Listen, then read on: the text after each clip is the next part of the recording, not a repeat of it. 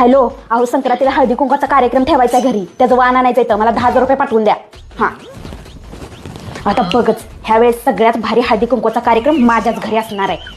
सगळ्या बायांना सरसकट इडलीची भांडीच वाटते का नाही बघ, कसा वट वाढतोय मग माझा. आणि मागच्या वेळेस त्या चोंबडे वहिनीने मला बोलवलं नव्हतं ना हळदी कुंकाला, ह्यावेळेस तिला बी मी बोलवत नसती, कशी तिच्या बुडाला आग लागते मग बघतीच मी.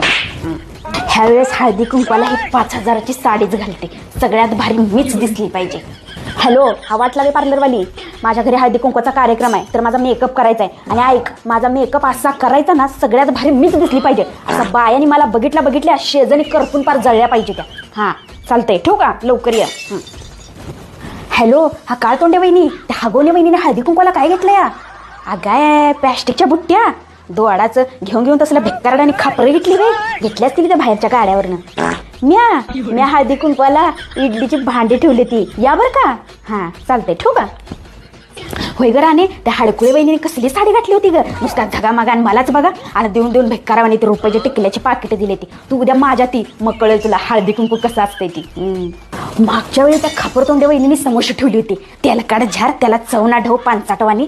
ह्यावेळेस मी पावभाजी ठेवती, म्हणजे सगळ्यात जास्त वट माझाच वाढेल.